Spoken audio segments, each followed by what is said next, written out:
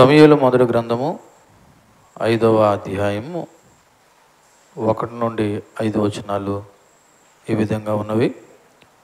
ఫిలిష్తీయులు దేవుని మందసమును పట్టుకుని ఎబెనేజర్ నుండి అష్డోదునకు తీసుకుని వచ్చి దాగోను గుడిలో దాగోను ఎదుట దాన్ని ఉంచిరి.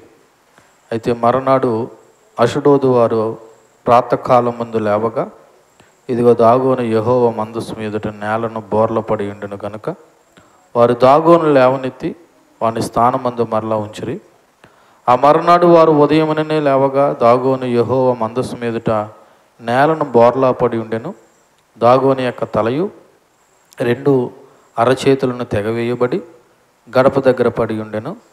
వాని మొండెము మాత్రం వానికి మిగిలి ఉండెను. కాబట్టి దాగోను యాజకులేమి దాగోను గుడికి వచ్చేవారేమి నేటి వరకు ఎవరునూ అష్డోదులో దాగోను యొక్క గుడి గడపను త్రొక్కట్లేదు. నేను ప్రార్థన చేసుకుందాం. కృపామయుడా, మీ ఘనమైన నామమునకు వందనాలు. ఈ రాత్రి ప్రేమించి మాకు ఇచ్చిన మరొక దినమందు ఈ సహవాసం నన్ను మమ్మలను జ్ఞాపకం చేసుకుని చదవబడిన లేఖన భాగాల నుండి సర్వసత్యాన్ని మేము గ్రహించుటకు సహాయం చేయమని మీ బిడ్డలను నన్నును మీ చేతులకు అప్పగించుకుంటూ మీ ఆత్మచేత నడిపించమని యేసుక్రీస్తు నామములో ప్రార్థన అడిగి వేడుకొంచున్నాం తండ్రి, ఆమేన్. చదవబడినటువంటి మొదటి వచనం, ఫిలిష్తీయులు దేవుని మందసమును పట్టుకుని ఎబెనేజర్ నుండి అష్డోదునకు తీసుకుని వచ్చి. ఫిలిష్తీయులు దేవుని మందసాన్ని ఎక్కడ పట్టుకున్నారంటే గత 4వ అధ్యాయంలో మనం విన్నాము. ఫిలిష్తీయులకును ఇశ్రాయేలీయులకు యుద్ధము జరగగా ఆ యుద్ధంలో మరి ఇశ్రాయేలు ప్రజలు దేవుని యొక్క మందసాన్ని ఫిలిష్తీయులు పట్టుకుని వెళ్ళిపోయారు. మీరు గమనించినట్లయితే గత వారం గుర్తు చేశాను, ఆ యుద్ధంలో మందసం ఒకటే పట్టబడలేదు. మందసంతో పాటు ఇశ్రాయేలీలో 30,000 మంది సైనికులు చనిపోయారు. ఏలీ చనిపోయాడు. ఏలీ యొక్క 2 కుమారులు ఓప్ని ఫినెహాసులు చనిపోయారు. అంతేకాదు ఫినెహాసు యొక్క భార్య కూడా చనిపోయింది. సో ఆనాడు యుద్ధంలో అంత నష్టం జరిగింది. అయితే ఈ యుద్ధంలో జరిగినటువంటి నష్టంలో అతి ప్రధానమైనది ఏంటంటే దేవుని సన్నిధికి గుర్తుగా ఉన్నటువంటి దేవుని మందసాన్ని కూడా ఫిలిష్తీయులు ఏం చేశారంటే పట్టుకుని వెళ్ళిపోయారు. ఆ యుద్ధము జరిగిన తర్వాత జరిగిన పరిణామాలే ఈ 5వ అధ్యాయము మొదటి వచనం. చూడండి, ఈ మొదటి 1-2 వచనాల్లో ఫిలిష్తీయుల యొక్క గర్వం కనబడుతుంది. ఇక్కడ ఏంటంటే ఫిలిష్తీయుల యొక్క గర్వం, మేము దేవుని మందసాన్ని అనగా ఇశ్రాయేలు ప్రజల దేవుడి యొక్క మందసాన్ని మేము ఏం చేసుకున్నాం అంటే పట్టేసుకున్నాం. విజయము మాదే అయ్యింది. ఇశ్రాయేలీ దేవుడు కంటే మా దేవుడు అనగా దాగోను అనబడుతున్న దేవుడు గొప్పోడు అని ఇక్కడ ఫిలిష్తీయుల యొక్క గర్వం కనబడుతూ ఉంటుంది. చూడండి, మొదటి వచనంలో ఫిలిష్తీయులు దేవుని మందసాన్ని పట్టుకుని ఎబెనేజర్ నుండి అష్డోదుకు తీసుకుని వచ్చి అని రాయబడి ఉంది. ఇక్కడ ఎబెనేజరు అష్డోదు అనబడుతున్న 2 మాటలు కనబడుతున్నాయి. ఎబెనేజర్ అనేది ఇశ్రాయేలు ప్రజల యొక్క యుద్ధం చేసినటువంటి స్థలం అయితే, ఈ అష్డోద్ అనేది ఫిలిష్తీయుల యొక్క ప్రధాన నగరాల్లో ఒక నగరం ఈ అష్డోద్ అన్నమాట. ఫిలిష్తీయులకు ప్రధానంగా 5 పట్టణాలు ఉన్నాయి. అందులో గాజా కూడా ఫిలిష్తీయుల యొక్క ప్రధానమైన పట్టణమే. అయితే ఈ అష్డోదు అనబోతున్నటువంటి ప్రాంతంలో లేదా పట్టణంలో వాళ్ళ యొక్క దేవుడు అనగా ఫిలిష్తీయుల యొక్క దేవుడు అనబడుతున్న దాగోను అనేటువంటి ఒక దేవుడు వాళ్ళ ప్రధాన దైవం అంట. ఎవరు ప్రధాన దైవం? ఫిలిష్తీయుల యొక్క ప్రధాన దైవం. అంటే వాళ్ళ యొక్క దేవుళ్ళలో గొప్ప దేవుడు ఎవరంటే దాగోను అనబడుతున్నవాడు. సో ఇప్పుడు దేవుని మందసాన్ని పట్టుకెళ్ళి వాళ్ళు ఎక్కడ ఉంచారంటే వాళ్ళ యొక్క దాగోను గుడిలో ఉంచారు. అలా ఉంచడానికి ఫిలిష్తీయులు చేసినటువంటి పని ఏంటంటే ఆ మందసాన్ని పట్టుకుని ఎక్కడ తీసుకొచ్చారంటే దాగోను దేవుడు ఏ యొక్క పట్టణంలో ఉన్నాడో ఆ పట్టణానికి తీసుకొని వచ్చారు. ఇక్కడ మరి ఎబెనేజర్ అంటే ఇశ్రాయేలు ప్రజల యొక్క యుద్ధం చేసిన ప్రాంతం లేదా ఇశ్రాయేలు ప్రజల యొక్క మరి ప్రాంతానికి చెందింది ఎబెనేజర్ అయితే, అష్డోద్ అనేది ఫిలిష్తీయుల యొక్క 5 ప్రధాన నగరాల్లో ఒకటి. ఇది ఫిలిష్తీయుల దేవుడైన దాగోనికి ఒక ఆరాధన కేంద్రంగా ఉంది. దాగోను అను మాటకు అర్థం ఏంటంటే ధాన్యము లేదా పంటల దేవుడు.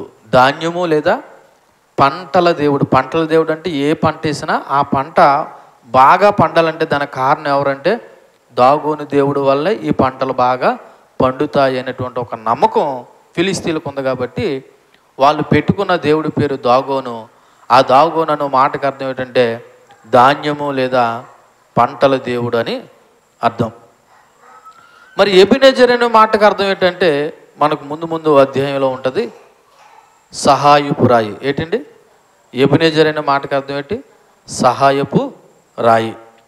అయితే ఇక్కడ ఈ ఎబినెజర్ పట్టణము నుండి ఈ అషదోడుకి ఏం తీసుకుని వచ్చారంట? మందసాన్ని తీసుకుని వచ్చారు. మందసము దేవుని యొక్క సన్నిధికి గుర్తుగా ఉన్నది. అది ఒక పెట్టె, అందులో 2 రాతి పలకలు, అహరోని యొక్క చిగురించిన కర్ర, మన్నాగల బంగారు పాత్ర ఆ మందసంలో ఉంటాయి. అయితే ఇక్కడ ఒకటి గుర్తుపెట్టుకోండి, మందసము దేవుడు కాదు, మందసము దేవుని సన్నిధికి ఒక గుర్తుగా మాత్రమే ఉంది.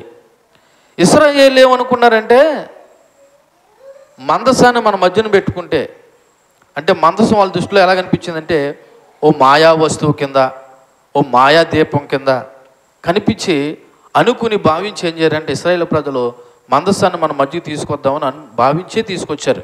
కానీ దేవుడు మాయా వస్తువు కాదు, దేవుడు జీవంగల దేవుడు. ఇశ్రాయేలీల దేవుడు కానీ నేడు మన దేవుడు కానీ జీవంగల దేవుడు. ఆయన ఏదో ఒక వస్తువు కాదు, లేకపోతే ఒక మాయా ద్వీపం లాంటి వ్యక్తి కాదు. అయితే ఇశ్రాయేలు ప్రజల యొక్క అవివేకం మూలంగా మందసాన్ని యుద్ధంలో తీసుకొచ్చారు. ఇప్పుడు ఫిలిస్తీన్ల గర్వం ఏంటంటే ఆ ఇశ్రాయేలు దేవుడి యొక్క మందసాన్ని మన దేవుడు వల్ల మేము జయించామన్న ఉద్దేశంలో ఆ మందసాన్ని పట్టుకుని వచ్చేసారు. ఇలాగ జరగడానికి కారణం ఒక విషయం చెప్పి 2వ వచనంలోకి వెళ్తాను. మందసం పట్టబడ్డానికి కారణం ఇశ్రాయేలీల యొక్క అవిధేయత, ఏలీ కుమారుల యొక్క వాళ్ళ యొక్క నైతికమైనటువంటి ప్రవర్తన. చాలా కారణంగా అజ్ఞానం మూలంగా ఇశ్రాయేలు దేవుని యొక్క మందసం అనేది పట్టబడింది. ఇక్కడ కూడా కొన్నిసార్లు మన అవిధేయత వల్ల, మన అజ్ఞానం మూలంగా కూడా దేవుని యొక్క పేరు లేదా దేవుని పేరట వాడబలే స్థలాలు కానీ చిహ్నాలు కానీ శత్రువుల చేతిలో చెక్కబడతా ఉన్నాయి. అర్థం చేసుకుంటున్నారా? ఆలోచిస్తున్నారా? ఇక్కడ అర్థం చేసుకుని ఇంటికి వెళ్ళిన తర్వాత ఆలోచించండి. ఓకేనా? కూడా 2 పనులు చేసేకండి. ఎందుకు పనికిరాదు వాక్యం. మళ్ళీ చెప్తున్నాను, మన అవిధేయత మూలంగా, మన అజ్ఞానం మూలంగా కొన్నిసార్లు దేవుడి పేరును కూడా మన మధ్యలోకి తీసుకొస్తాం. ఇశ్రాయేలు ప్రజలు కూడా యుద్ధంలో వాళ్ళు ఎలాగ భావించారంటే నైతికంగా మనం ఎలాగున్నా పర్లేదు, దేవుని మందసం మనలో ఉంటే మనకి ఏం కలుగుతుంది అనుకున్నారు? విజయం వచ్చేస్తుంది అనుకున్నారు. కానీ విజయం రాలేదు. పైగా వాళ్ళకి ఏం కలిగిందంటే అపజయం కలిగింది. దీని నుండి నేర్చుకోవాల్సిన పాఠం ఏంటంటే దేవుని మందస్సము, దేవుని సన్నిధి, దేవుని గుర్తులు మన మధ్యలో ఉంటే కాదు, మనము దేవునికి విధేయత చూపిస్తున్నామా లేదన్నది నేర్చుకోవాల్సిన విషయం. అంతేకాదు కొన్ని సందర్భాల్లో మన అజ్ఞానం వల్ల, మన అవివేకం వల్ల దేవుని పేరును మధ్యకి తీసుకొస్తాం, లేకపోతే దేవుని యొక్క నామాన్ని వ్యర్థంగా ఉపయోగిస్తాం.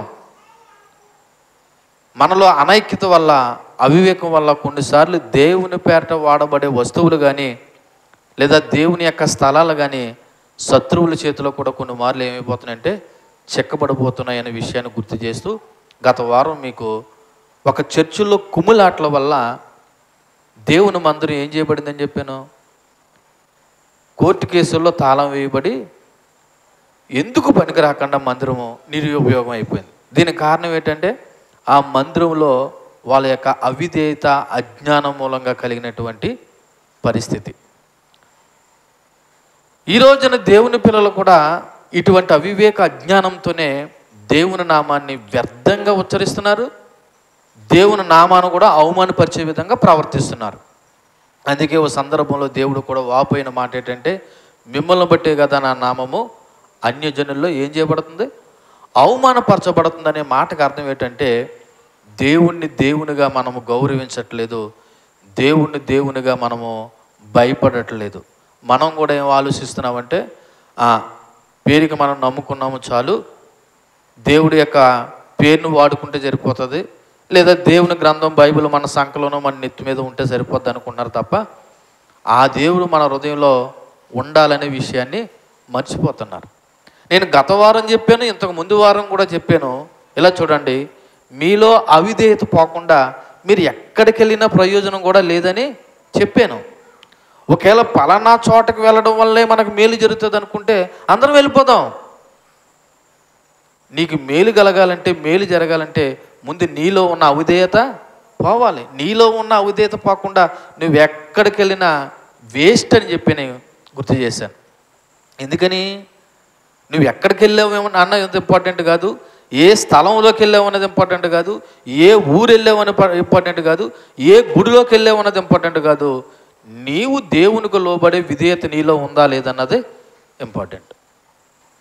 ఆ విషయాన్ని గ్రహించకుండా అక్కడికి వెళ్తే ఇక్కడికి వెళ్తే ఏదో జరిగిపోద్ది అనుకుని ఇప్పటికీ కూడా పోయే వాళ్ళు ఉన్నారు, నమ్మే వాళ్ళు ఉన్నారు. ఇశ్రాయేలు ప్రజల యొక్క సాదృశ్యం అందుకే. వాళ్ళు ఏమనుకున్నారు? మనం నైతికంగా ఎలాగున్నా పర్లేదు, మన మధ్య ఏముంటే కార్యాలు జరిగిపోద్ది అనుకున్నారు. ఏకంగా దేవుని మందసాన్ని తీసుకొచ్చి పెట్టారు. అయినా విజయం కలిగిందా? కలగదు. మీరు ఎక్కడికి వెళ్ళినా కూడా ప్రయోజనం కూడా ఉండదు. ఎందుకు ఉండదంటే నువ్వు ఎక్కడికి వెళ్ళావు ఉన్నది కాదు ముఖ్యం, నువ్వు దేవుని మాటకి విధేయత చూపిస్తున్నావా లేదన్నది ముఖ్యం. ఆ విషయాన్ని మీరు గ్రహించండి. ఒకవేళ ఎక్కడికి వెళ్ళినా పలానా చోటకి వెళ్తే ప్రయోజనం ఉంటుందంటే నేనే చెప్తాను కదా, పదన్నమ్మ వెళ్దాం మనం అందరం కలిసని. ఎందుకు చెప్పట్లేదు అంటే అది వాక్యానుసారం కాదు. కాబట్టి గుర్తుపెట్టుకోండి, ఈ 1వ వచనంలో మనం నేర్చుకోవాల్సిన ఒక పాఠం గుర్తు చేస్తున్నాను. ఇశ్రాయేలు ప్రజలు దేవుని మందసాన్ని శత్రువుల చేతిలోకి చెక్కబడ్డానికి కారణం ఏంటంటే వీళ్ళ అవిధేయతే. కొన్నిసార్లు మనము కూడా మన అవిధేయత మూలంగా దేవుడి యొక్క పేరుని వ్యర్థంగా ఉచ్చరించడమే కాదు, దేవుని నామాన్ని అవమానకరంగా కూడా జీవిస్తున్నాం. మొన్న దిన ఒక వీడియోలో చూశాను. ఆ వీడియోలో ఇలా చేస్తున్నారు. సిలువ ఉంది, సిలువ మీద తైలం పోస్తూ దీపారాధన చేస్తున్నారు. ఏ ఆరాధన? దీపారాధన. ఆమె ఏమంటుందంటే ఇదిగో క్రైస్తవంలో కార్తీక దీపోత్సవం జరుగుతుందని చెప్తుంది. ఎందుకని? వీళ్ళ దీపారాధన చేస్తూ ఈ దేవుడి పేరుని జపిస్తున్నారు. అంటే ఐందవ సహోదరులు ఎలాగైతే వాళ్ళ దీపోత్సవం లేకపోతే దీపారాధన చేసుకుంటూ వాళ్ళ దేవుడిని స్మరిస్తారో ఆ రకమైనటువంటి విధంగా ఒక చర్చిలో జరుగుతుంది. అది అందరికీ తెలిసిన విషయమే. కొన్ని డినామినేషన్ వారు చేస్తూ ఉంటారు. కానీ ఎవరు చేసినా అవివేకంతో చేసిన దాన్ని బట్టి, అజ్ఞానంతో చేసిన దాన్ని బట్టి ఇప్పుడు ఎవరికి అవమానం కలుగుతుంది? ఎందుకని? బైబిల్ ప్రకారము విగ్రహారాధన అనేది వ్యతిరేకం. అలాగే పలానా చోటుకి వెళ్తే, పలానా గుడికి వెళ్తే అంటే అది కూడా విగ్రహారాధనే. అందుకే క్రైస్తవ గుడుల్లో ఏమున్నదంటే విగ్రహాలు ఉండవు. మన దేవుడు ఆత్మస్వరూపి అయి ఉన్నాడు. కాబట్టి మనము కూడా ఆయన్ని ఆరాధించేవారు ఆత్మతోనూ సత్యంతోనూ ఆరాధించాలి. నీలో సత్యం లేకుండా నువ్వు ఎక్కడికి వెళ్ళి ఏం చేసినా ప్రయోజనం లేదనే విషయం మనం నేర్చుకోవాలి. అయితే ఈ ఫిలిస్తీన్లు ఈ దేవుని మందసాన్ని అషుడోను తీసుకొచ్చి ఎక్కడుంచారంట? 2వ వచనంలో చూడండి, దాగోను గుడిలో దాగోను ఎదుట దాన్ని ఉంచిరి అని రాయబడి ఉన్నది. మీకు ముందే గుర్తు చేశాను, దాగోను అనబడుతున్న దేవుడు ఫిలిస్తీన్ల యొక్క ఆరాధ్య దైవము. దాగోను అనగా ఏమని చెప్పాను? ధాన్యము లేదా పంటల దేవుడు. ఇప్పుడు దేవుడు మందసాన్ని తీసుకొచ్చి వీళ్ళు ఎక్కడుంచారంట? దాగోను గుడిలో దాగోను దేవుడి ఎదుట ఉంచిరి. అనగా దేవుని మందసాన్ని తీసుకొచ్చి ఎక్కడ ఉంచారని తెలుసా? దాగోను దేవుడి యొక్క పాదాల దగ్గర పెట్టారంట. ఎక్కడ పెట్టారంట? అత్యున్నత సింహాసనం మీద ఆసీనుడైన దేవుని యొక్క సన్నిధికి గుర్తుగా ఉన్న మందసాన్ని తీసుకొచ్చి ఎక్కడ పెట్టారు? ఆ దాగోను, వాళ్ళ దాగోను దేవుడి యొక్క కాళ్ళ కింద పెట్టారు. అంటే అర్థం ఏంటో తెలుసా? ఇదిగో మా దేవుడు ముందు ఇశ్రాయేలు దేవుడు ఏమైపోయాడు? ఓడిపోయాడని సింబాలిక్గా వాళ్ళు దేవుని మందసాన్ని తీసుకొచ్చి ఎక్కడ పెట్టారంటే వాళ్ళ యొక్క దేవుడు అనబడుతున్న దాగోని యొక్క పాదాల దగ్గర పెట్టారు. ఇక్కడ 2 కోణాలు, 2 యాంగిల్లో ఒకసారి ఆలోచన చేద్దాం. వీళ్ళు అలా పెట్టడానికి మొదటి కోణం ఏంటంటే ఇశ్రాయేలు దేవుడు మా దేవుడు ఎదుట ఏమైపోయాడు? ఓడిపోయాడనే ఉద్దేశంతో వాళ్ళు జయ సంకేతానికి అనగా విజయానికి గుర్తుగా మందసాన్ని తీసుకొచ్చి ఎక్కడ పెట్టారు? ఆ దాగోను దేవుడి యొక్క పాదాల దగ్గర పెట్టారు. రెండోది, వాళ్ళు ఏ విధంగా కూడా భావించి ఉండొచ్చు. ఏంటో తెలుసా? ఇశ్రాయేలు దేవుడు కూడా ఒక దేవుడే కాబట్టి, ఎలాగా? ఇశ్రాయేలు దేవుడు కూడా ఒక దేవుడే కాబట్టి ఇప్పుడు ఆ దేవుని తీసుకొచ్చి మన దేవుని గుడిలో పెడదాం అని వాళ్ళు ఎలాగ భావించారంటే, వాళ్ళ ఉద్దేశంలో వాళ్ళ దేవుడు కూడా ఒక గౌరవం ఇద్దాం, దేవుళ్ళందరూ ఒకటే అన్న భావజాలంలో కూడా వాళ్ళు ఏం చేశారంటే ఆ దేవుని మందసాన్ని తీసుకొచ్చి వాళ్ళ గుడిలో పెట్టారు. ఎందుకని దేవుడు ఎక్కడ ఉండాలి? గుడిలో ఉండాలనే ఉద్దేశంతో ఇప్పుడు దేవుని యొక్క మందసాన్ని తీసుకొచ్చి ఎక్కడ పెట్టారు? గుడిలో పెట్టారు. నిజానికి వాళ్ళ యొక్క భావన తప్పు. ఎందుకంటే ఏకైక నిజ దేవుని విషయంలో ఇది సమత్వం కాదు. ఎందుకంటే మన దేవుడు అనగా ఇశ్రాయేలు దేవుడు ముందే చెప్పాడు, నేనే దేవుడును, నేను తప్ప వేరొక దేవుడు లేడు. కానీ ఫిలిస్తీన్లు ఏమని భావించారంటే ఇశ్రాయేలు దేవుడు కూడా మన దేవుడిలో ఒకడన్నట్టుగా ఇప్పుడు ఆ దేవుని మందసాన్ని తీసుకొచ్చి ఎక్కడ దాయాలనుకున్నారు వాళ్ళు? వాళ్ళ దేవుళ్ళ గుడిలో మొత్తానికి దేవుడు ఉండే చోట పెడితే మన దేవుడిని ఒక చోట పెట్టామని అనుకున్నారు. కానీ మన దేవుడు ఏదో దేవుడున్న చోట పెడితే ఉండే దేవుడు కాదు, ఆయనే ఏకైక నిజమైన దేవుడు. ఒకసారి మొదటి రాజుల గ్రంథము 18వ అధ్యాయము 21వ వచనాన్ని చదువుతాం. రాజుల మొదటి గ్రంథము 18వ అధ్యాయము 21వ వచనాన్ని చదివినట్లయితే,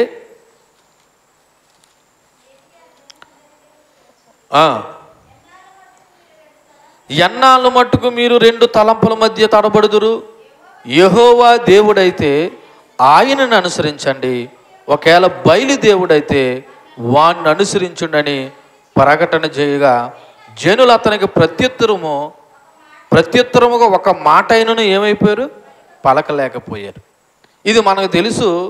మరి ఏలియా ఓ రకమైనటువంటి సవాలు విసిరినటువంటి సందర్భం బయలు ప్రవక్తలకి ఏలియాకి మధ్య జరిగిన ఒక సవాలుతో కూడినటువంటి ఒక సందర్భం.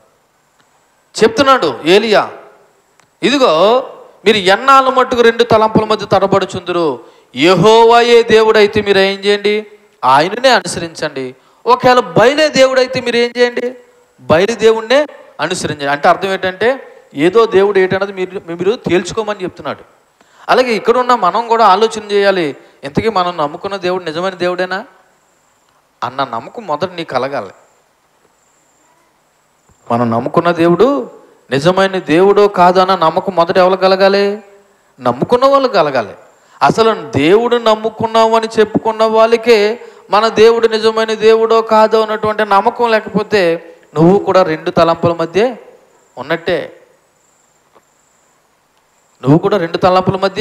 ఉన్నట్టే. అందుకే మనోళ్ళు ఏం చేస్తున్నారు తెలుసా? మేము పరాయి దేవుడికి కానీ వెళ్తలేదు కదండి, కాకపోతే ఇంకో గుడి దగ్గరికి వెళ్తున్నామండి. ఎందుకంటే అక్కడ కూడా ఏ దేవుడు? ఇక్కడ పూజిస్తున్న దేవుడే అని మోసపుంచుకుంటున్నారు హృదయాల్ని. ఎక్కడికి వెళ్ళినా ఆ దేవుడే కదా అంటున్నారు మళ్ళీ పైగా. మరి ఎక్కడికి వెళ్ళినా ఆ దేవుడైతే మరి ఇక్కడున్న దేవుడు నీకేమయ్యాడు అంటే ఎవరు మోసపోతున్నారు?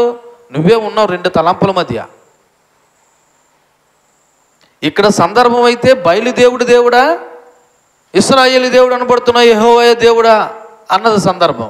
అంటే నేను ఈ మాట చదివించిన ఉద్దేశం ఏంటంటే దేవుడు ఒక్కడైన విషయాన్ని జ్ఞాపకం చేయడానికి. యెషయా గ్రంథము 44వ అధ్యాయము 6-7 వచనాలు కూడా ఒకసారి చదువుదాం. యెషయా గ్రంథము 44వ అధ్యాయము 6-7 వచనాలు.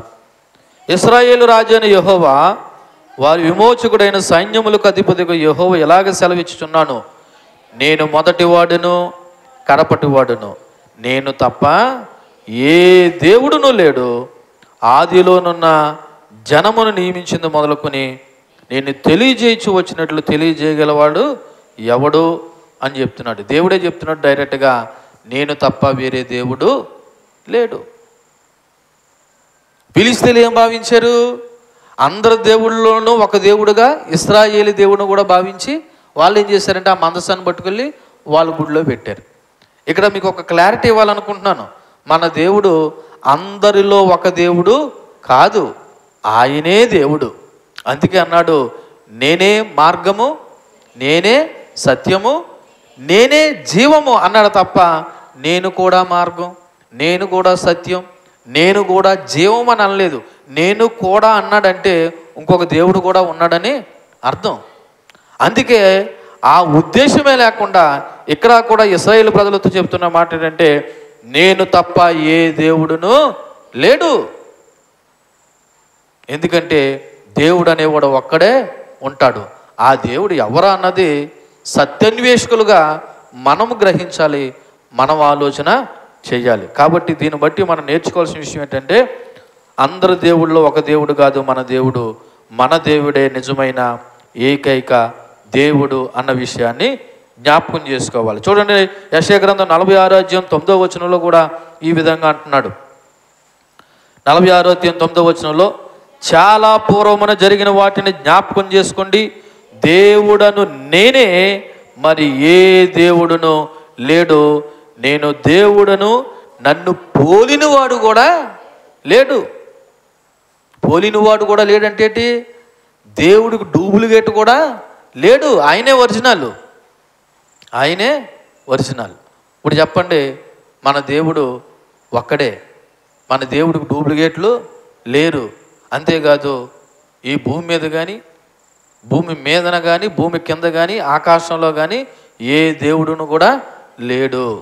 ఒకవేళ ఏ దేవుడైనా ఉన్నాడు అంటే అది నువ్వు చేసుకున్న దేవుడు తప్ప దేవుడైతే మట్టుకి కాదు. అంటే ఇక్కడ ఈ మాటలు నేను చెప్పడంలో ఉద్దేశం ఏంటంటే, ఫిలిస్తీయుల యొక్క అభిప్రాయము తప్పు. ఫిలిస్తీయుల అభిప్రాయమే కాదు, ఈ రోజున చాలామంది మనుషుల యొక్క అభిప్రాయం కూడా ఏ విధంగానూ ఉంది. ఏమంటారు తెలుసా? అందరు దేవుళ్ళు ఒకటే, కాకపోతే క్రైస్తవులు యేసుప్రభుని అంటున్నారు, ముస్లింలు అల్లా అంటున్నారు, ఇంకొకరు ఇంకోటి అంటున్నారు అని దేవుళ్ళని అందరినీ కలిపి కట్టగడేసి ఒకటే అని చెప్తారు. కానీ ఎందుకు ఆ ఒక్క దేవుడు ఎవరని మాత్రం ఒప్పుకోవట్లేదు. కానీ బైబిల్ వాక్యం చెప్తుంది, ఆ ఒక్క దేవుడు ఎవడని నోటితో ఒప్పుకుని హృదయంలో విశ్వసిస్తాడో వాడికే రక్షణ అని చెప్తుంది. దేవునికి మహిమ కలుగును గాక. హల్లెలూయా. కాబట్టి ఇక్కడ బైబిల్లో మనం చదివినటువంటి ఈ దాగోను అనబడుతున్న దేవుడు వాళ్ళ దృష్టిలో దేవుడేమో కానీ నిజానికి బైబిల్ చెప్తున్న మాట కీర్తనలో 115వ కీర్తన 1వ వచనం నుంచి ఒకసారి మనం చదువుదాం. అక్కడ విగ్రహాలు అనబడుతున్న దాని యొక్క లక్షణాలు కనబడుతూ ఉన్నాయి. 115వ కీర్తన 1 నుంచి 8వ వచనాలు. మాకు కాదు యెహోవా, మాకు కాదు, నీ కృపా సత్యములను బట్టి నీ నామమునికే మహిమ కలుగును గాక. వారు దేవుడేడని అన్యజనులు ఎందుకు చెప్పుకుందురు? అయితే మా దేవుడు ఎక్కడున్నాడు? ఆకాశమందు ఉన్నాడు. మన దేవుడు ఎక్కడున్నాడు? ఆకాశమందు ఉన్నాడు. తనకిచ్చ వచ్చినట్లుగా సమస్తమును ఆయన ఏం చేస్తున్నాడు? చేయించున్నాడు. ఇంకా వారి విగ్రహములు ఏంటంట? ఈ దాగోను అనబడుతున్న దేవుడు అది వెండి అవ్వచ్చు, బంగారం అవ్వచ్చు. సరే, వెండి బంగారము అవి మనుషుల చేతి పనులు. ఈ దేవుణ్ణి ఎవరు చేశారు?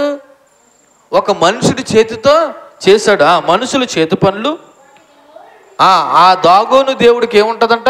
నోరు ఉంటుంది కానీ పలకవు, కనులుంటాయి కానీ చూడవు, చెవులుంటాయి కానీ వినవు, ముక్కులుండి కానీ వాసన చూడవు, చేతులుండును కానీ ముట్టుకొనవు, పాదాలు ఉండిన కానీ నడవవు, గొంతుకుంటుంది కానీ మాట్లాడవు. ఏటి బొమ్మలు అనబడుతున్న విగ్రహానికి ఉన్నటువంటి లక్షణాలు ఇక్కడ కనబడుతున్నాయి. మీరు ఎప్పుడైనా ఏ విగ్రహమైనా మాట్లాడినట్టుగా మీరు విన్నారా? ఏ విగ్రహమైనా చూసినట్టుగా మీరు చూసారా? ఏ విగ్రహమైనా నడిచినట్టుగా మీరు చూసారా? ఆ చేతి పనులతో చేయబడిన ఆ విగ్రహం ఎక్కడైతే పెడతారో ఇంక అక్కడే ఉంటుంది. మరలా దాన్ని ఎక్కడైనా మార్చాలంటే మరలా ఏదో ఒక మనుషుడు తీసుకెళ్ళి దాన్ని మార్చాలేమో కానీ ఆ విగ్రహము దానంతా అది వెళ్ళదు. ఇప్పుడు మనం మాట్లాడుతున్నది ఈ దాగోను విగ్రహం యొక్క సంగతి మాట్లాడుకుంటే ఇది కూడా అటువంటి మనుషులు చేతి పనులతో చేయబడిన విగ్రహమే. అయితే అది విగ్రహ లక్షణం కదా. ఇప్పుడు చూడండి 8వ వచనం 115 8వ వచనం. వాటిని చేయువారును వాటి యందు నమ్మిక ఉంచువారందరూ వాటి వారే ఉన్నారు. ఎటువంటి వారు? ఆ విగ్రహం వంటి వారే ఉన్నారంట. వాటిని చేసేవారు, వాటి యందు నమ్మిక ఉంచిన వారు కూడా ఏంటన్నమాట? మన భాషలో చెప్పాలంటే విగ్రహాలే. అర్థమవుతుందా? అర్థమవుతుందమ్మా? ఏం అర్థమవుతుంది? జాలిగా దయగా మొక్కలు ఎట్టుకుని మాత్రం అలా చూస్తున్నారు. ఏమర్థమవుతుందో దేవునికే తెలియాలి. ఆ విగ్రహాలు పూజించేవారు, ఆ విగ్రహాలు కూడా చేసేవారు ఎటువంటి వారంట? ఆ విగ్రహాలు వంటి వారే. ఆ విగ్రహాలు ఎలాగ నోరుండి మాట్లాడవు, కనులుండి చూడవు, ముక్కుండి వాసన చూడవు, గొంతుకుండి మాట్లాడవు, కాళ్ళు చేతులుండి ఎలా నడవలేవో, పనులు చేయలేవో. ఇప్పుడు ఆ విగ్రహాన్ని నమ్మేవారు, ఆ విగ్రహాన్ని చేసేవారు కూడా ఆ విగ్రహం వంటి వారే అని ఈ దాగోను దేవత గురించి మాట్లాడుతున్నటువంటి మాట. అంటే విగ్రహాలకు అన్నీ ఇలాగే ఉంటాయని అర్థం చేసుకోవాలి. అయితే మరి ఈ 2వ వచనం నుండి మనం నేర్చుకోవాల్సినటువంటి మాట ఏమిటండి అని అడిగితే ఇలా చూడండి, దేవుని సన్నిధిని విగ్రహాలతో సమానం చేయటం అసాధ్యం. ఏ దేవుడి సన్నిధిని? ఏకైక నిజ దేవుడి యొక్క సన్నిధిని విగ్రహాలతో సమానంగా ఎంచేసి ఆ దాగోను గుడి దగ్గర దేవుని మందసాన్ని కూడా తీసుకెళ్ళి పెడితే ఆ దేవుడు ఈ దేవుడు ఈక్వల్ కాదు. నిజ దేవుణ్ణి ఏ విగ్రహాలతో సమానం చేయడం అసాధ్యం. యెహోవాయే ఒక్కడే నిజమైన దేవుడు.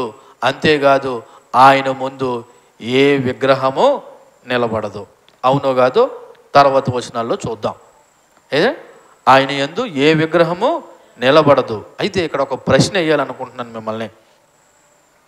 మీ జీవితాల్లో కూడా దేవునితో సమానంగా కానీ లేదా దేవుడి కంటే ఎక్కువగా కానీ ఏదైనా విగ్రహం ఉందేమో ఒకసారి ఆలోచన చేయండి. ఏంటా ప్రశ్న? దేవునితో సమానంగా కానీ దేవుని కంటే ఎక్కువగా కానీ ఏ విగ్రహమైనా మీ హృదయంలో ఉందో ఏమో ఆలోచన చేయండి. విగ్రహం అంటే మీరు ఏమనుకుంటున్నారు? బొమ్మలు అనుకుంటున్నారా?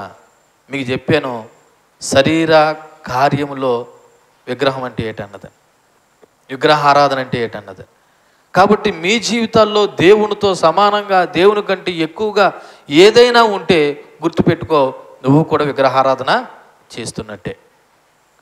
రెండోది, అసలు దేవుడి సన్నిధిని మీరు గౌరవిస్తున్నారా? దేవుడి సన్నిధిని మీరు ఏం చేస్తున్నారు? గౌరవిస్తున్నారా లేదన్నది కూడా ఒకసారి ఆలోచన చేయండి. 2 సమూయేలు మొదటి గ్రంథం 5వ అధ్యాయము 3వ వచనం దగ్గరికి.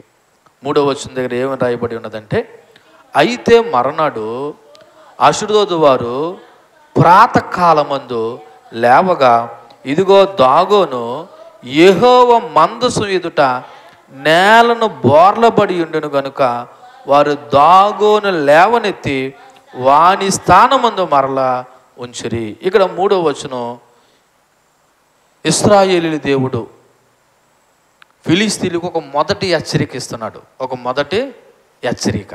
ఏంటి ఆ మొదటి హెచ్చరిక అంటే, ఇప్పుడు దేవుడు మందసాన్ని తీసుకొచ్చి ఫిలిస్తీయులు ఎక్కడ ఉంచారు? దాగోని దేవుడి యొక్క పాదాల దగ్గర పెట్టారు. అంటే ఇప్పుడు దేవుడు మందసాన్ని వాళ్ళ కింద నుంచారా పైనుంచారా? కింద నుంచారు. అయితే ఆ మరనాడు, ఏ మరనాడు?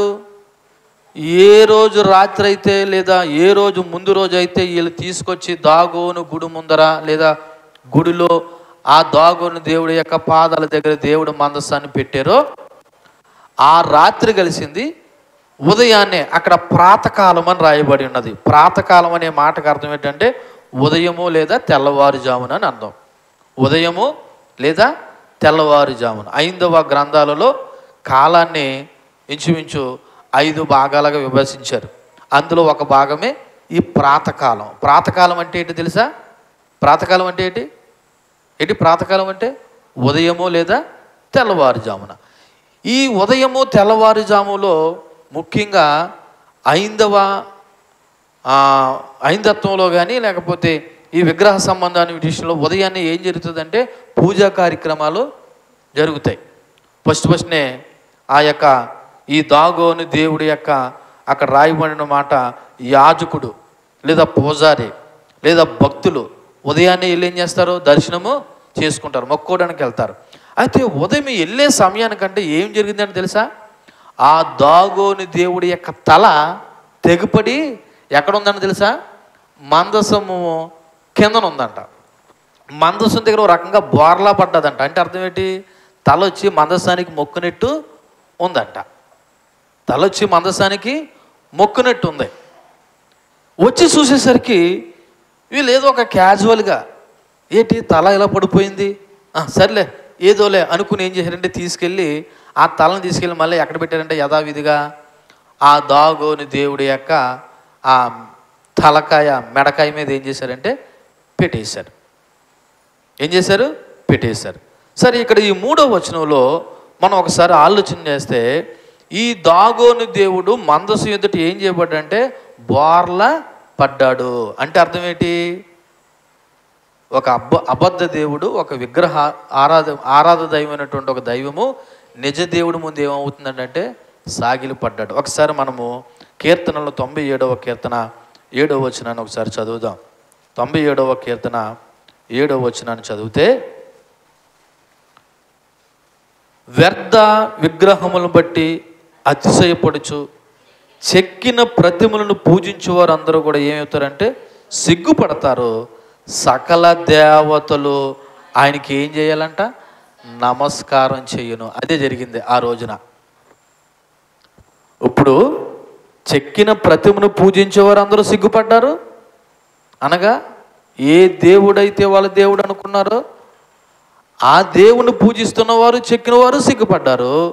ఇప్పుడు ఆ విగ్రహం అనబడుతున్న ఆ దాగోను కూడా ఇప్పుడు నిజ దేవునికి ఏం చేస్తుంది? నమస్కారము చేస్తూ ఉంది. అంతేకాదు యెషయా గ్రంథము 46వ అధ్యాయం కూడా ఒకసారి చూసినట్లయితే, యెషయా గ్రంథము 46వ అధ్యాయము 5వ వచనాన్ని కూడా మనము చదివితే, మేము సమానులమని నన్ను ఎవనికి సాటి చేయుదురు? మేము సమానులమని ఎవని నాకు పోటీగా చేయుదురు? దానికి సాగిలిపడి నమస్కారం చేయటకే సంచి నుండి బంగారు మెండుగా పోయేవారును వెండు తూచువారును దాన్ని దేవతగా నిరూపించవలనని కంసాలు వానికి ఏం ఇచ్చారో కూలికి పిలుతురు. వారి భుజం మీద దాన్ని నెక్కించుకుంటారు. దాన్ని మోసుకొని పోయి తగిన చోట ఏం చేస్తారు? వాళ్ళు నిలవబెడతారు. ఆ చోటు విడవకుండా అది అక్కడనే నిలిచును. ఒకడు దానికి మొర్ర పెట్టిను, అది ఏం చేయదంట? ఉత్తరము చెప్పదు. వాని శ్రమ పోగొట్టి ఎవనను రక్షింపదు. దీన్ని జ్ఞాపకం చేసుకుని ధైర్యంగా ఉండండి. అతిక్రమం చేయవారులారా దీన్ని ఆలోచించండి. చాలా పూర్వమున జరిగిన వాటిని జ్ఞాపకం చేసుకోండి. దేవుడు నేనే, మరి ఏ దేవుడు లేడు. నేను దేవుడను, నన్ను పోలినవాడు ఎవడో లేడని దేవుడు. ఇలా చూడండి, విగ్రహారాధనతో నన్ను పోటీగా సమానంగా మీరు ఎంచుతారా?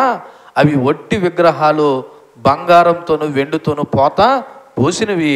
ఎవడైనా అక్కడ నిలబెడితే ఉండేవి తప్ప అవి కదిలేవి కాదు, మెదిలేవి కాదు, రక్షించేవి అంతకంటే కాదు అని ఇశ్రాయేలు దేవుడు చెప్తున్నటువంటి మాట.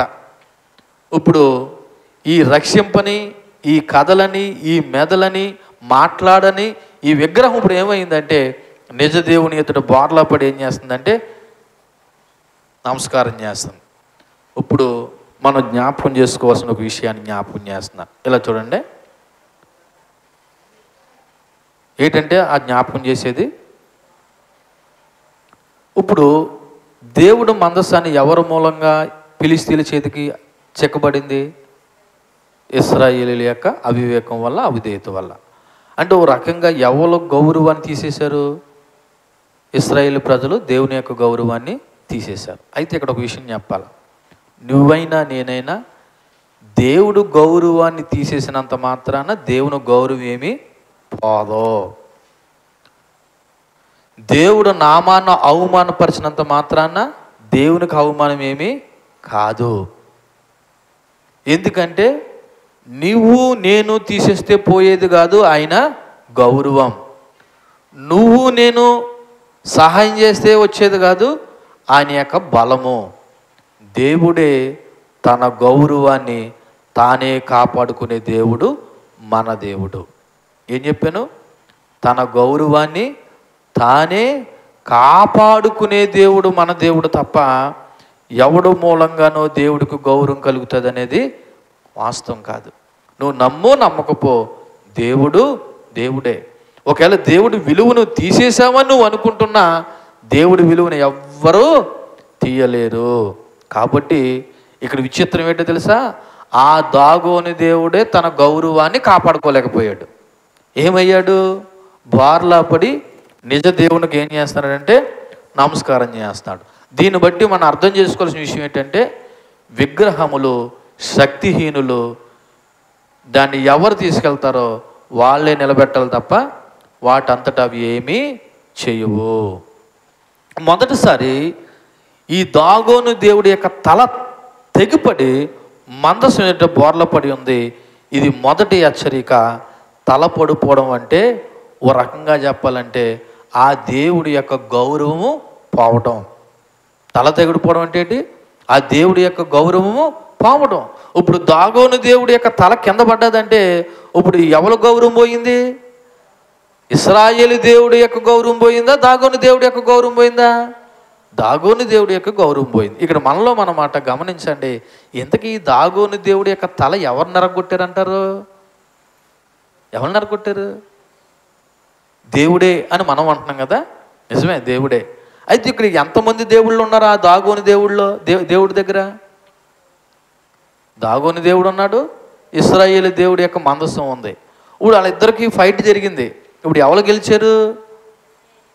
ఇశ్రాయేలు దేవుడి యొక్క మందసమే గెలిచింది. అంటే ఇక్కడ యుద్ధం జరిగిందని నా ఉద్దేశం కాదు, కానీ ఇశ్రాయేలు దేవుడి యొక్క దేవుడు ముందు ఏ దేవుడు నిలవజాలడు అని చెప్పడానికి మాట చెప్తున్నాను. సో దేవుని మందసం శత్రువుల చేతిలో పడినా దేవుడు తన గౌరవాన్ని కాపాడుకున్నాడు.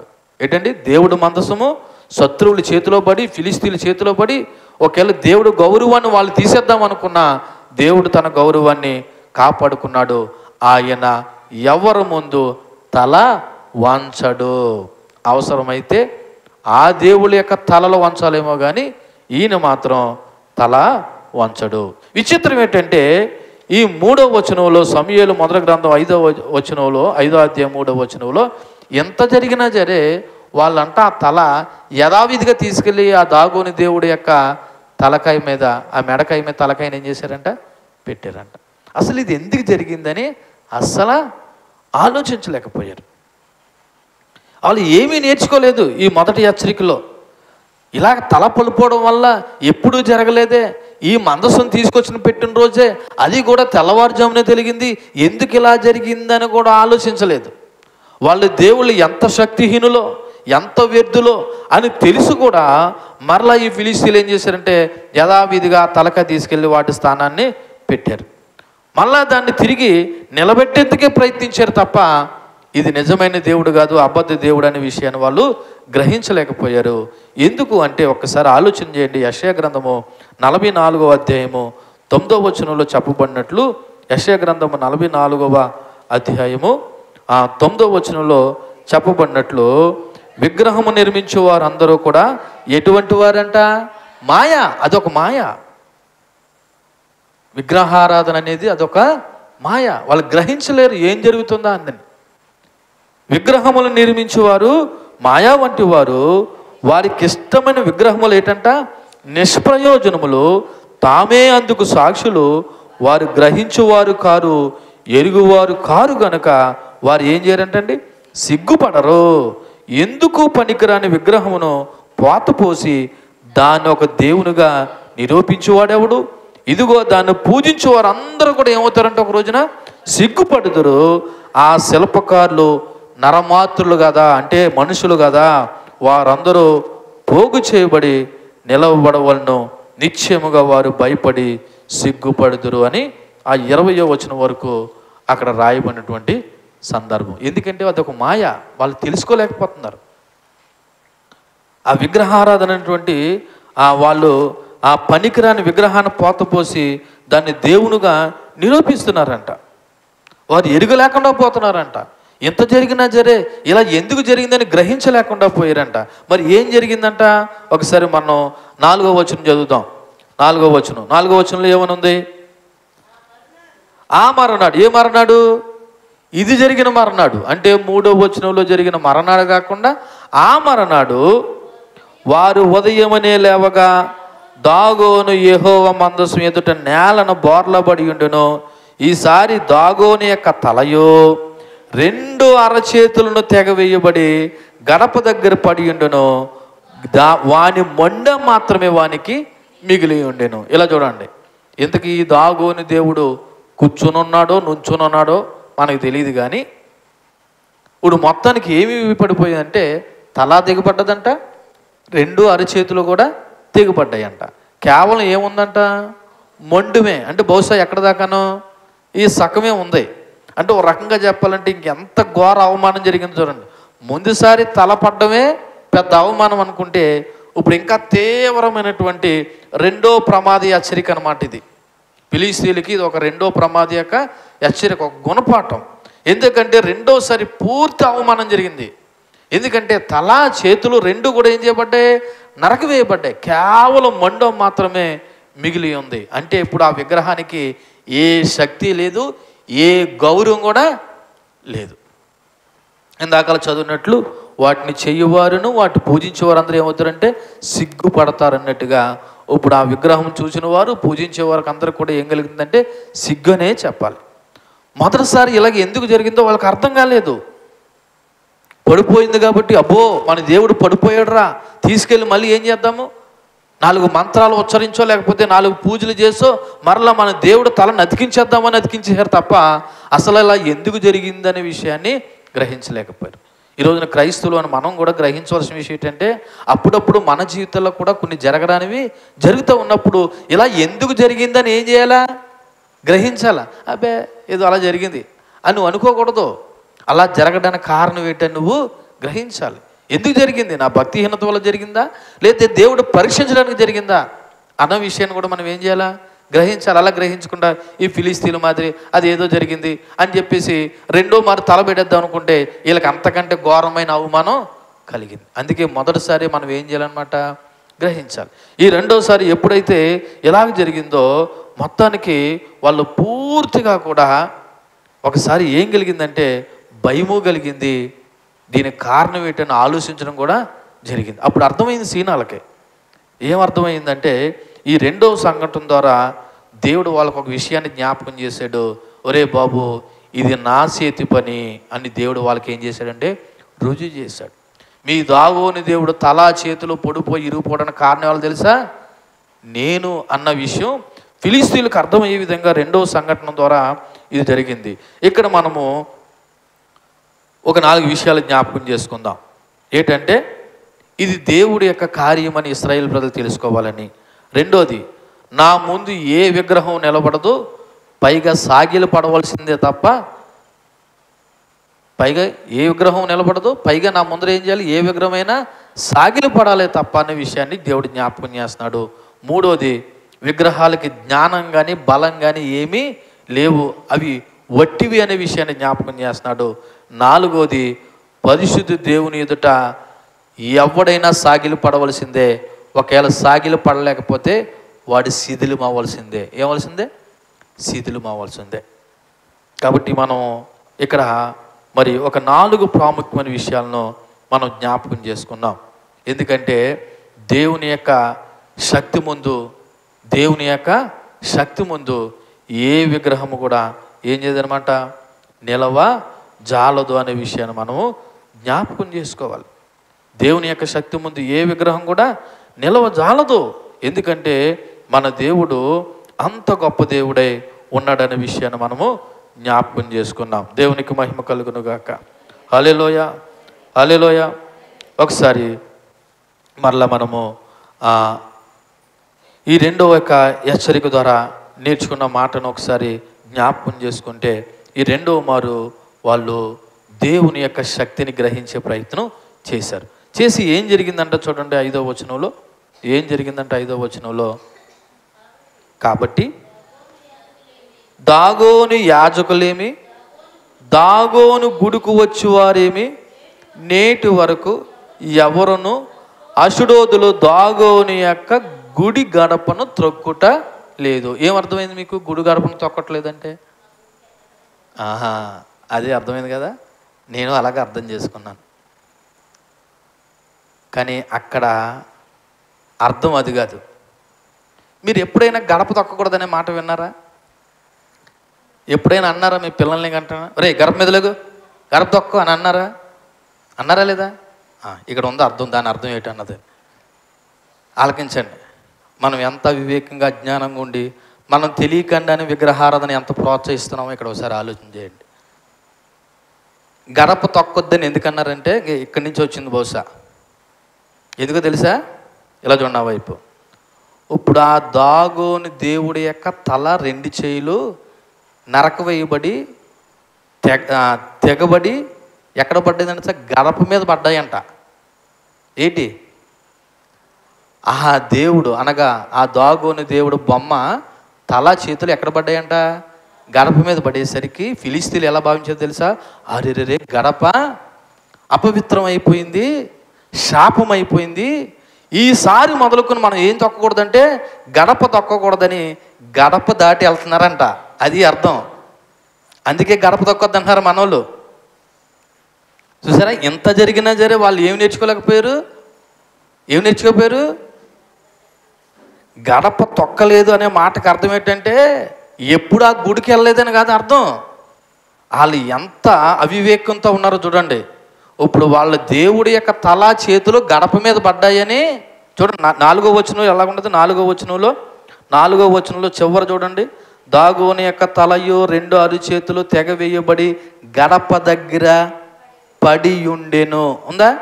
ఇప్పుడు ఆ గడప దగ్గర పడ్డదని ఇప్పుడు ఈ ఫిలిస్తీన్లు ఏం చేస్తారంటే ఇప్పుడు గడప తొక్కకుండా గడప దాటేసి వెళ్ళిపోతున్నారంట. అంటే ఇప్పుడు ఇంతకీ విగ్రహారాధన మానలేదా? మానలేదు. కాకపోతే ఒకటి మానేశారు. ఏంటంటే గడప తొక్కడం మానేశారు. ఏం తొక్కడం మానేశారు? అందుకే మనోళ్ళు కూడా అరే గడప తొక్క అంటారు. గడప నొక్కితే గడప తొక్కొద్దని చెప్తారు తప్ప ఏనాడైనా గడప తొక్కితే వచ్చే నష్టం ఏంటి, లాభం ఏంటి అని చెప్పారా? మీరు కూడా చాలా సందర్భాల్లో మీ పిల్లలు చెప్పుంటారు కదా. చెప్పారా మీరైనాను? మీకు తెలిస్తే కదా, మీ అమ్మ మీకు చెప్తే కదా, వాళ్ళమ్మ వాళ్ళకి చెప్తే కదా. ఇదిగో ఇక్కడ చెప్పబడుతుంది. ఈ రకమైన మూఢనమ్మకం ఎందుకు వచ్చిందంటే గడప తొక్కితే నాశనము. గడప తొక్కితే ఏం కలుగుతుంది? నాశనం కలుగుతుంది, కీడు కలుగుతుంది. అందుకే గడప తొక్కకండి అన్న భావజాలం ఇదిగో ఈ దాగోని దేవుడి దగ్గర నుండే వచ్చింది. ఇప్పుడు చెప్పండి, ఇప్పుడు గడప తొక్కితే మనకేమైనా శాపం అంటారా? పోయి గడప 100 సార్లు తొక్కండి వెళ్ళి, ఏం కాదు. అర్థమవుతుందా? గడప తొక్కితే శాపం అయితే ఇలా చూడండి, గడప తొక్కితే శాపం అయితే ఇప్పుడు గడప జీవం కలిగిందా, జీవం లేనిదా? మరి జీవం లేని దానికి నువ్వెందుకు అలా భయపడిపోతున్నావు? జీవం గల దేవుడికి ఎందుకు భయపడలేదు నువ్వు? చూడండి మనిషి యొక్క అవివేకం చూడండి. జీవం గల దేవుడికి భయపడరు, జీవం లేని నిమ్మకాయకి గడపకి మాత్రం భయపడిపోతారు. అర్థమవుతుందా? మీకు అర్థమైందా? 5వ వచనం, వాళ్ళ ఆనాటి నుండి గడప తొక్కలేదంటే నేను అలాగే అనుకున్నాను. ఇంక వెళ్ళడం మానేశారేమో అనుకుని మరలా నేను మరొక మారు చదివి వాడికి బైబిల్లో చదివి దాని వివరం ఏంటో తెలుసుకుంటే వాళ్ళంటా అవివేక అజ్ఞానంతో చేసిన ఒక మూఢనమ్మకం ఏంటంటే ఒరే ఈసారి నుంచి మనం గడప తొక్కకుండా ఏం చేద్దామంటే గడప దాటి లోపలికి వెళ్దాం అనుకున్నారంట. అంటే ఇక్కడ ఒక భయంకరమైన సందేశాన్ని దేవుడు ఇవ్వబోతున్నాడు.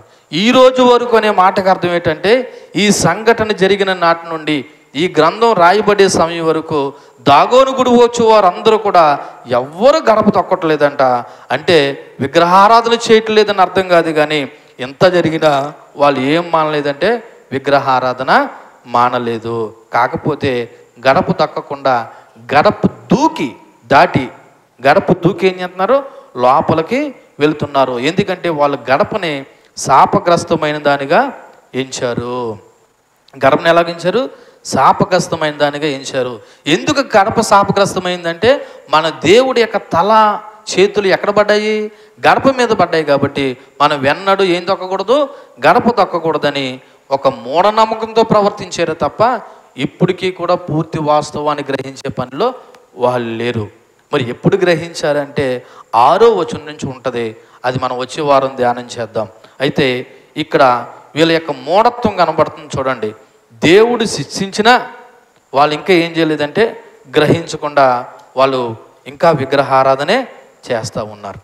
దేవుని యొక్క పరిశుద్ధతను ఎవరు అవమానిస్తారో, ఎవరు పరిశుద్ధతను, దేవుని యొక్క పరిశుద్ధతను ఎవరు అవమానిస్తారో వాళ్ళే లేదా వాళ్ళ దేవుళ్ళే ఆలయంలో శాశ్వతంగా అవమానం కలుగుతుంది. అంటే ఎవరైతే నిజ దేవుని యొక్క పరిశుద్ధను అవమానిస్తారో వాళ్ళే అవమానం పొందుతారు. విగ్రహారాధన ఎంత మోసకరమైనదో ఇక్కడ కనపడుతుంది చూడండి. ఎంత జరిగినా వాళ్ళ యొక్క బుద్ధి ఏమైనా మార్చుకున్నారా? ఏం చేయలేదు. దానికి సాకులు ఎతికారు. ఒరే, మన దేవుడు ముందు తల తెగిపోయాడు, ఇప్పుడు తలతో పాటు మనం ఎంత అంటించినా మరలా ఏమైపోయి తల తెగిపోయింది, 2 చేతులు తెగబడ్డాయి, ఇలా ఎందుకు జరుగుతుందని ఆలోచించకుండా ఏం చేశారు? కొత్తగా ఆ దేవుణ్ణి పూజించడానికి కొత్త మార్గాన్ని ఎన్నుకున్నారు తప్ప వాళ్ళు విగ్రహారాధన మాత్రం మానలేదు. అంటే విగ్రహారాధన ఎంత మోసకరమైనదో, ఎంత అవివేకమైనదో, మరి దేవుని శక్తి ముందు అది ఎటువంటిదో అన్న విషయం వాళ్ళు తెలిసి కూడా వాళ్ళు ఏం చేస్తున్నారంటే ఆ విగ్రహారాన్ని వాళ్ళు ఏం చేస్తున్నారు? పూజిస్తున్నారు. అంటే ఒక రకంగా విగ్రహారాధన చేసేవాళ్ళు వాళ్ళు ఏం చేస్తున్నారు అన్నది వాళ్ళు తెలియనటువంటి స్థితిలో ఉంటారు. ఈ 5 వచనాల నుండి 5 ప్రాముఖ్యమైన మాటలు చెప్పి నేను ముగిస్తాను. మొదటి వచనం ద్వారా మనం నేర్చుకోవాల్సిన మాట ఏంటంటే, దేవుని మందసం అనేది ఒక మాయా వస్తువు కాదు, అది దేవుని యొక్క సన్నిధి సూచనగా ఉంది. 2వ వచనం నుండి నేర్చుకోవాల్సినటువంటి మాట ఏంటంటే, విగ్రహాలు శక్తిహీనము, అవి తమను తాము ఏం చేసుకోలేవు, కాపాడుకోలేవు. 3వ వచనం నుండి నేర్చుకోవాల్సినటువంటి విషయం ఏంటంటే, యెహోవా ముందు ఏ దేవుడు ఏ దేవత నిలబడదు, పైగా సాగిలు పడవలసిందే కానీ ఒకవేళ సాగిలు పడలేకపోతే అది సకలమైపోతుంది లేదా శిథిలమైపోతుంది తప్ప దేవుడు ముందు ఏ దేవుడు ఏ దేవత నిలబడలేడు. 4వ వచనం నేర్చుకోవాల్సిన విషయం ఏంటంటే, దేవుడు తన పేరును తన గౌరవాన్ని తానే కాపాడుకుంటాడు తప్ప దేవునికి ఎవరి సహాయం అవసరం లేదు. ఎవరికి? దేవునికి ఎవరి సహాయమో అవసరం లేదు. ఆయన ఒకరి మీద ఆధారపడేవాడు కాదు, ఆయనే సర్వశక్తిమంతుడు. కాబట్టి దేవుడికి ఎవ్వల అవసరం లేదు, తన పేరును తన గౌరవాన్ని తానే కాపాడుకుంటాడు. చివరిగా 5వ వచనం నేర్చుకోవాల్సిన విషయం ఏంటంటే, విగ్రహారాధన ఓడిపోయినప్పుడు దాని ఆలయములోనే శాశ్వత అవమానం కలుగుతుంది. అంటే విగ్రహారాధన ఒక రోజున ఓడిపోతుంది, ఆ రోజున ఆ విగ్రహారాధకులకు ఆ విగ్రహాలకు కూడా ఏం కలుగుతుందంటే శాశ్వతమైన అవమానం కలుగుతుంది. ఫైనల్గా ఈ 5 వచనాల యొక్క సారాంశాన్ని ఒకసారి గుర్తు చేస్తే, మనము నమ్మిన దేవుడు లేదా ఇశ్రాయేలు ప్రజల దేవుడైన యెహోవా ఒక్కడే నిజమైన శాశ్వతమైన శక్తివంతమైన జీవము గల దేవుడు. ఆయన తప్ప వేరే ఏ దేవుడు లేడు. ఆయన ముందర ఏ దేవుడు ఏ దేవత నిలవ జాలడు. అటువంటి దేవుణ్ణి మనము కలిగి ఉన్నందుకు నమ్మి ఉన్నందుకు నిజంగా మనము ధన్యులము. దేవుడి మాటలు మన ఇంట్లో దీవించి ఫలింపచేయునుగాక. ఆమేన్. కళ్ళు మూసుకోండి. చెప్పబడిన వాక్యాన్ని బట్టి ఒకసారి ప్రభువుని స్తుతిస్తూ ఆరాధిస్తూ ఇటువంటి గొప్ప దేవుణ్ణి మనం కలిగి ఉన్నందుకు నిజంగా మనము ధన్యులు అనే విషయాన్ని ఒకసారి గుర్తు చేసుకుని ఆ దేవదేవునికి కృతజ్ఞతాస్తుతులు చెల్లిందాం.